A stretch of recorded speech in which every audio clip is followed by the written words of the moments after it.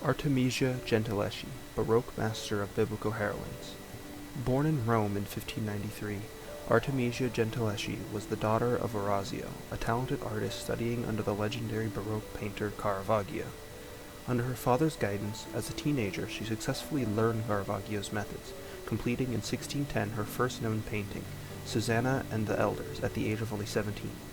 This piece marks the beginning of both Artemisia's art career and her motif of women in biblical stories, as it shows Susanna's story from the Book of Daniel. Shortly after this work, Gentileschi was raped by her father's family friend and fellow painter, Agostino Tassi, prompting a well-documented trial in which Tassi denied all responsibility and Artemisia underwent thumbscrew torture by the court to ensure her honesty, during which she reportedly shouted at Tassi, quote, "This is your ring you give to me, and these are your promises."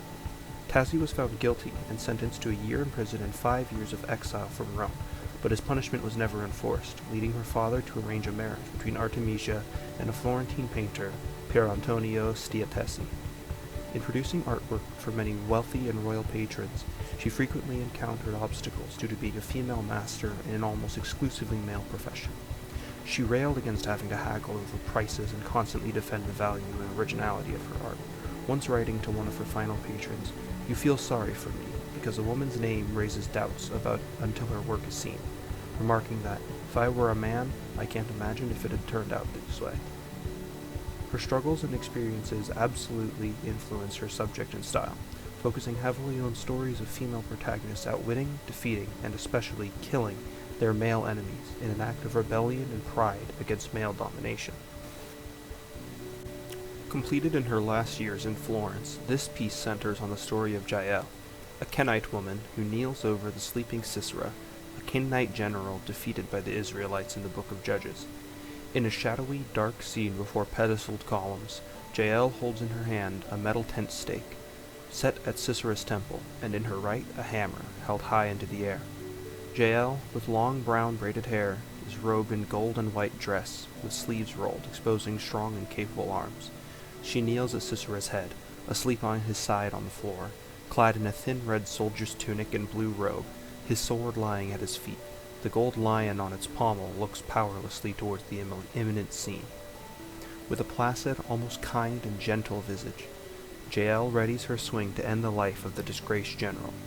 This scene exudes intense drama, reminiscent of Caravaggio's dark, play-like depictions of movement and emotion, placing the viewer in the midst of action on the cusp of taking place, the tense climax of a heroine prepared to strike a finishing blow to an enemy of God's people. The Book of Judges in the Old Testament tells this story, in which Sisera's army is defeated by the Israelites, prompting him to hide in a nearby village, where Jael welcomes him but knows who he is and his crimes. Judges 4:21 says, "But Jael, Heber's wife, picked up a tent peg and hammer, and went quietly to him while he lay fast asleep, exhausted. She drove the peg through his temple into the ground, and he died. Just then Baroque came by in pursuit of Sisera, and Jael went out to meet him. 'Come,' she said, 'I will show you the man you're looking for.' So he went in with her, and there lay Sisera, with the tent peg through his temple, dead." A few years later, a still quite young Artemisia completed this work, in which another female hero of the Bible has defeated a male foe. In a similar dark scene, Judith, in gold dress with rolled white sleeves, grips her enemy's sword in her right hand, shielding the light from a candle with her left as she looks auspiciously towards the unknown, out of frame. Judith's maidservant kneels before her, looking in the same direction whilst wrapping Holofernes' severed head in a white cloth. The two stand before a dark red curtain, the background shrouded in darkness and obscurity. The scene depicted acts as the resolution in this story, following the climax, which Gentileschi also painted, where Judith uses Holofernes' own sword to behead him while he sleeps. These two culprits look out of frame past the curtains like stage actors, preparing for something to emerge as they make their escape with the severed head. In the Bible, Judith chapter 13 details the story, quote, "With all her might she struck his neck twice and cut off his head. She rolled his body off the bed and took the canopy from its posts. Soon afterward she came out and handed over the head of Holofernes to her maid, who put it in her food bag. The two then went out together for prayer as they were accustomed to do.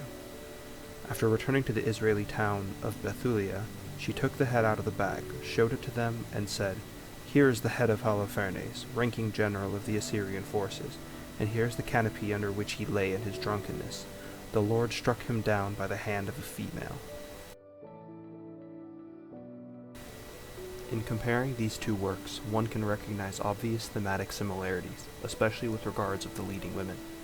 Jael and Judith both wear a similar gold dress with white sleeves, marking their purity and virtue in spite of, or perhaps because of, their violent acts upon enemies of God.